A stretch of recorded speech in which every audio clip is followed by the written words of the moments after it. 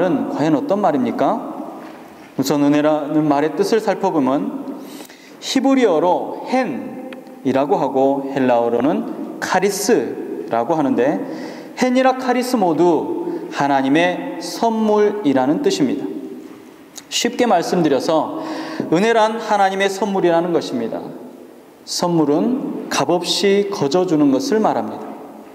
에베소서 2장 8절에 보니까 너희가 그 은혜를 인하여 믿음으로 말미암아 구원을 얻었나니 이것이 너희에게 난 것이 아니요 하나님의 선물이라 했습니다.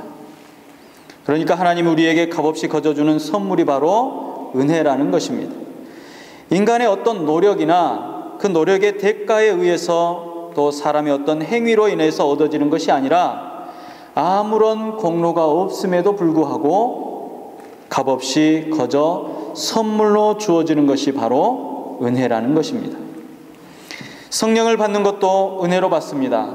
갈라디아서 3장 2절에 너희가 성령을 받은 것은 율법의 행위가 아니라 듣고 믿음으로 말미암은 것이라 그랬습니다. 성령도 값없이 하나님의 은혜로 되어지는 것입니다. 또한 예수를 믿는 것도 은혜를 입어야 가능합니다.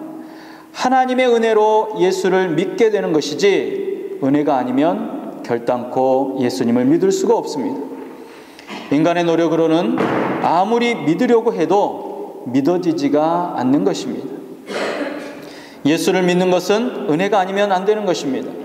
예수를 믿지 않으면 죽인다 라고 위협을 해도 하나님의 은혜가 아니면 결단코 믿을 수가 없습니다. 그러나 하나님의 은혜가 임하면 핍박을 당하거나 사형에 처한다 할지라도, 그 인생이 무너진다고 할지라도 당할 수 없이 일어설 수 있다는 것입니다. 창세기 6장 8절에 보면 노아는 은혜를 입었다라고 했습니다. 마치 옷을 입는 것처럼 은혜를 입은 것입니다. 누가복음 1장 28절에 보니까 마리아는 은혜를 받았다라고 했습니다. 천사가 나타나 말하기를 은혜를 받은 자여 평안할지어다 주께서 너와 함께 하시도다 라고 했습니다.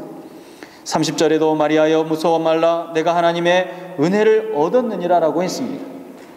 사도행전 6장 8절에 보니까 초대교회 최초의 순교자였던 스데반은 은혜가 충만했다라고 했습니다. 우리 예수님 어릴 적부터 하나님의 은혜가 함께 하셨는데 누가복음 2장 40절에 보면 하나님의 은혜가 그 위에 있더라 라고 했습니다. 노아는 은혜를 입었고 마리아는 은혜를 받았으며 스데반은 은혜가 충만했고 예수님은 주의 은혜가 항상 그 위에 있었습니다. 오늘 이 자리에 여러분에게도 하나님의 은혜가 언제나 충만하시기를 주님의 이름으로 축복합니다. 노아와 같이 하나님의 은혜를 입으시기 바랍니다. 마리아와 같이 은혜를 받으시길 바랍니다. 스데반과 같이 은혜가 충만하시기를 바랍니다. 예수님과 같이 은혜가 항상 여러분과 함께 하시기를 진정으로 바랍니다. 다니엘도 하나님의 은혜를 받은 사람이었습니다. 그를 시기하는 동관들이 그를 사자굴에 던져 놓도록 만들어도 그러한 상황에도 그는 우상을 섬기지 아니하고 하나님께만 기도하고 하나님만 섬기고 하나님만 경외하는 믿음을 지켜나갔습니다. 하나님의 은혜가 아니고서는 죽음을 결단하는 믿음을 가질 수가 없습니다. 하나님의 은혜로 말미암아 사자굴 속에서도 구원을 받은 것입니다. 헬라어로 은혜를 카리스라고 했습니다. 이 말은 라틴어 그라치아라는 말에서 유래되었습니다. 그라치아라고 하는 말은 희생이라는 뜻을 가지고 있습니다. 디도서 2장 11절부터 13절에 모든 사람에게 구원을 주시는 하나님의 은혜가 나타났으니 곧 예수 그리스도라고 밝히고 있습니다. 그러므로 예수 그리스도가 곧 하나님의 은혜임을 알 수 있습니다. 인륜을 구원하시기 위해서 독생자 예수 그리스도를 희생하신 것이 바로 하나님의 은혜입니다. 하나님의 은혜란 하나님의 희생을 의미하는 것입니다. 그러므로 고린도후서 6장 1절에 하나님의 은혜를 헛되이 받지 말라고 했습니다. 엄청난 하나님의 은혜를 베풀어 주셨으니 그 은혜를 헛되이 받아서는 안 된다는 말씀입니다. 흔히 은혜란 값없이 주는 하나님의 선물이라고 하니까 하나님의 은혜가 시시하고 값없는 것으로 생각하기 쉽습니다. 그러나 하나님의 은혜는 그런 시시한 것이 아닙니다. 하나밖에 없는 독생자 예수 그리스도를 세상에 내보내어 주셨고 십자가에 죽기까지 하신 그 사랑이 바로 하나님의 희생입니다. 바로 이 하나님의 희생이 은혜인 것입니다. 이 진리를 깨달을 때 은혜를 소중하게 여길 줄 아는 사람이 되는 것입니다. 하나님의 은혜를 바로 깨닫지 못하면 하나님의 은혜를 멸시하고 경시하며 무시하게 되는 것입니다. 히브리서 12장 15절에 보니까 너희는 돌아보아 하나님 은혜에 이르지 못하는 자가 있는가 두려워하라 그랬습니다. 하나님의 은혜가 이렇게 소중한 것인데 그것에 이르지 못해서 하나님의 은혜를 우습게 여기고 멸시하는 자가 있을까 두려워하라는 말씀입니다. 그러면서 이어서 하신 말씀은 쓴뿌리가 나서 괴롭게 하고 많은 사람이 이로 말미암아 더러움을 입을까 두려워하라고 말씀했습니다. 은혜를 우습게 여기는 자는 곧 쓴뿌리인 것입니다. 그러므로 나 한 사람이 은혜를 받지 못하고 은혜를 얻지 못하면 가정에서 쓴뿌리가 되고 교회에서 쓴뿌리가 되며 직장에서 사회에서 쓴뿌리가 되어서 살게 된다는 것입니다. 결탄코 그렇게 살아서는 안 될 것입니다. 은혜 받지 못한 나 한 사람으로 인해서 많은 사람들이 어려움을 당하게 된다는 이야기입니다. 그래서 오늘 저와 여러분은 항상 은혜를 소중하게 여기시고 또 그 은혜를 사모하고 많은 사람에게 은혜를 끼치는 사람들이 되어야 할 것입니다. 은혜를 사모하며 시간과 또 시간을 새롭게 은혜를 받아야 합니다. 오늘 본문의 12절 하반절에 보니까 은혜에 굳게 서라고 했습니다. 다시 말하면 은혜에서 떨어지지 않도록 조심하라는 말씀입니다. 사람이 돈이 떨어지거나 주가가 떨어지거나 무엇이든지 떨어지면 아우성을 치게 되어 있습니다. 대학 입시에서 떨어지면 울고불고 난리가 납니다. 그런데 그것보다 더 중요한 은혜에서 떨어졌는데도 은혜가 식어버렸는데도 울 줄 모르고 가슴 아파할 줄 모른다는 것입니다. 두려워할 줄 모른다는 것이 더 큰 문제라는 것입니다. 주님은 처음 사랑이 식어진 에베소 교회를 향해서 처음 사랑을 회복하라고 책망하셨습니다. 만약 나에게 떨어진 은혜, 식어진 은혜가 있다면 반드시 회복해야만 합니다. 사사기 5장에 삼손은 하나님에게 큰 권능을 받은 사람이었습니다. 하나님의 은혜로 그는 큰 힘을 발휘했습니다. 나귀 턱뼈 하나로 블레셋 군인 1000명을 죽였던 사람입니다. 크고 무거운 성 문짝을 맨손으로 떼어서 어깨에 메고는 헬몬산 꼭대기에 옮겨 놓을 정도로 힘이 센 장사였습니다. 그러나 들릴라라는 이방 여인으로 인해서 죄를 짓게 되었고 하나님의 은혜가 떨어지게 되었습니다. 결국 하나님을 사랑하는 마음은 식어졌으며 두 눈이 뽑혀 맷돌을 돌리는 비참한 신세가 되고 만 것입니다. 오늘날에도 은혜가 떨어지면 하나님을 멀리하고 세상과 가까워지며 영의 눈이 멀어서 신령한 영혼의 세계를 보지 못하게 되는 것입니다. 은혜가 떨어지면 예배가 멀어집니다. 그리고 교회도 멀어집니다. 기도가 사라지게 되며 사랑과 봉사도 사라집니다. 그래서 결국엔 세상적이고 육신적인 것만 바라보다가 실패하고 좌절하고 멸망하는 것입니다. 시편 39장 9절 6절에 보니까 진실로 각 사람은 그림자같이 다니고 헛된 일에 분효하며 재물을 쌓으나 누가 취할는지 알지 못하나이다 라고 했습니다. 은혜가 떨어지면 삼손처럼 아침부터 저녁까지 맷돌질 하듯이 아침부터 저녁까지 헛된 세상 것을 위해서 맷돌질을 하게 된다는 것입니다.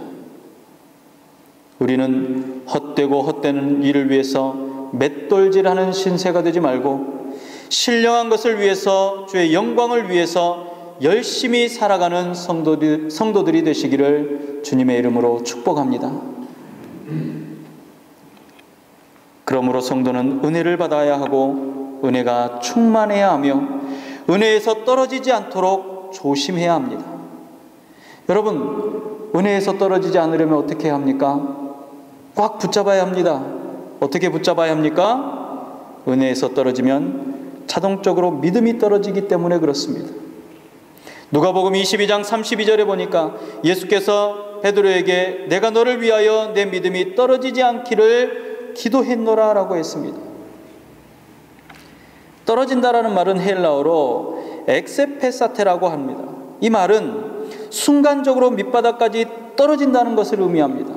순식간에 갑자기 떨어진다는 것입니다. 믿음을 순간적으로 밑바닥까지 완전히 떨어뜨려 버린다라는 이야기입니다. 믿음을 쌓아 올리는 것은 정말로 어렵습니다. 한 단계 쌓아야 합니다. 그런데 떨어지는 것은 한순간입니다. 아브라함은 어느 날 갑자기 믿음이 떨어졌습니다. 자기 아내 사레가 자기 여종 하가를 곁에 두라고 했습니다.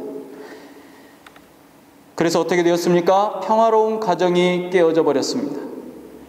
오늘 우리도 믿음이 충만할 때는 하나님을 사랑하고 교회를 사랑하고 주의 종을 사랑하고 성도들을 사랑하지만 믿음이 떨어지고 나면 하나님을 멀리하고 교회를 멀리하며 주의 종을 멀리하고 성도들을 멀리하고 하나님의 말씀 듣기가 싫어지는 것입니다.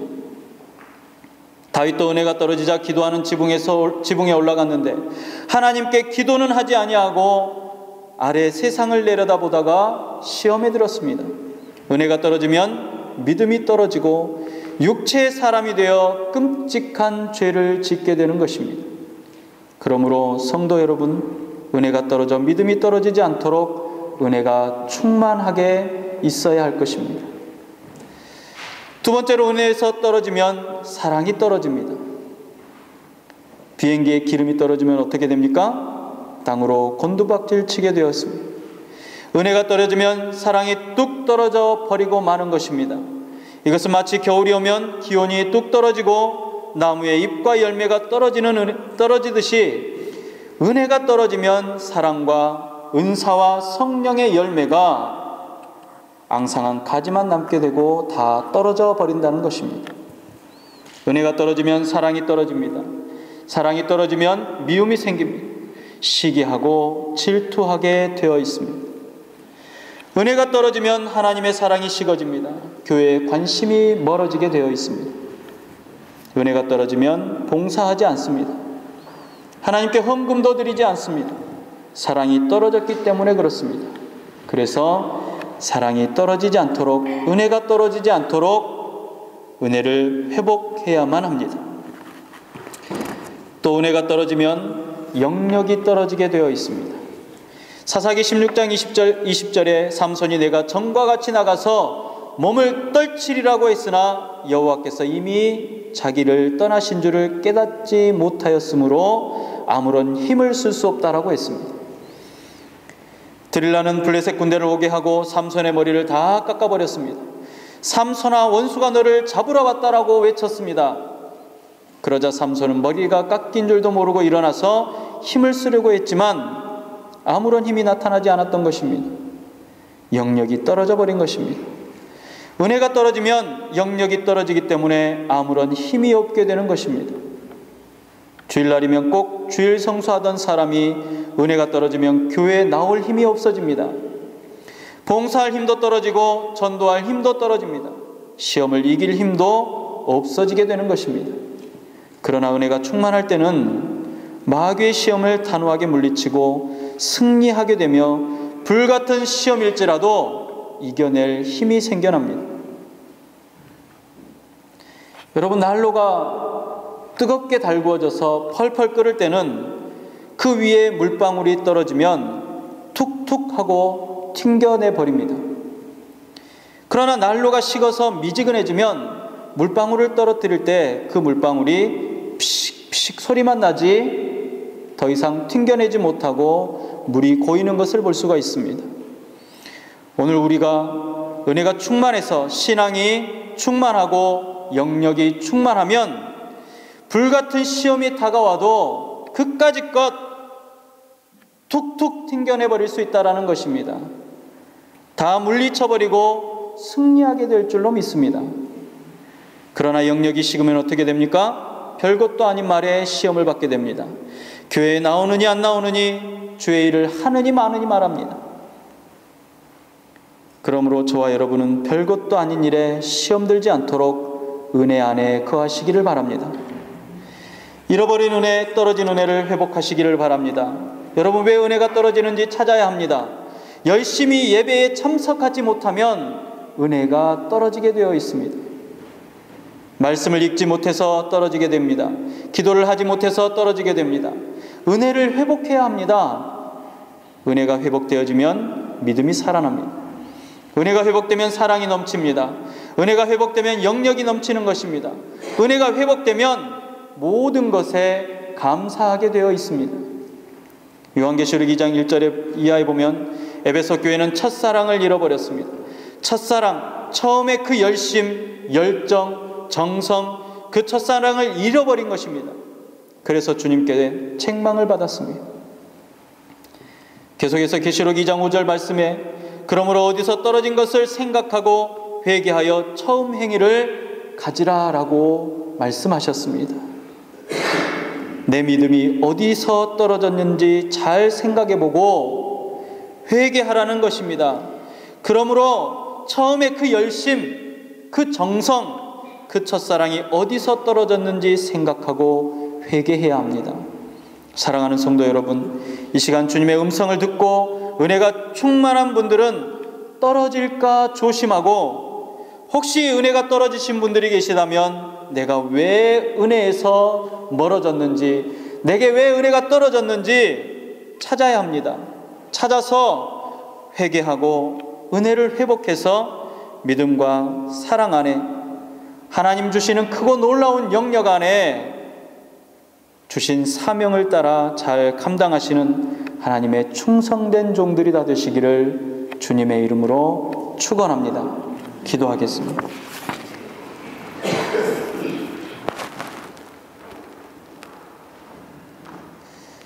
선물로 주신 은혜를 혹시 잃어버렸는지, 놓쳤는지, 떨어뜨렸는지, 아니면 우는 사자와 같은 저 사탄의 무리가 내게 주신 은혜를 빼앗아 가버렸는지 찾을 수 있도록 허락하여 주시옵소서. 무엇이 내게 문제가 있었는지 돌아보게 하시고 회개의 열매가 있도록 허락하여 주시옵소서. 또한 아버지 하나님 앞에 은혜가 가득한 자라면 그 은혜가 잃어버리거나 떨어지거나 손실되지 않도록 잘 지킬 수 있는 은혜도 허락하여 주시옵소서. 아버지 하나님, 우리는 나약한 존재들입니다. 이 나약한 존재들이 하나님 앞에서 온전히 설 수 있도록 작은 것 하나하나 붙들어 주시옵시고 붙잡아 주시옵소서. 이 시간 주의 말씀을 상고하며 은혜 안에 거하기를 원하는 주의 백성들, 이들의 삶을 주님 받아 주시옵시고 주님 이들의 삶을 통하여 기뻐하여 주시옵소서. 은혜가 충만한 주의 백성들 다 되도록 허락하여 주시옵소서. 그래서 베드로가 인사하며 사랑을 전했던 것처럼 그리스도 안에 있는 모든 이들에게 은혜와 평강을 전하는 자들이 다 되도록 인도하여 주시옵소서. 복되게 하신 주님 감사드리며 예수님의 이름으로 기도드리옵나이다. 아멘.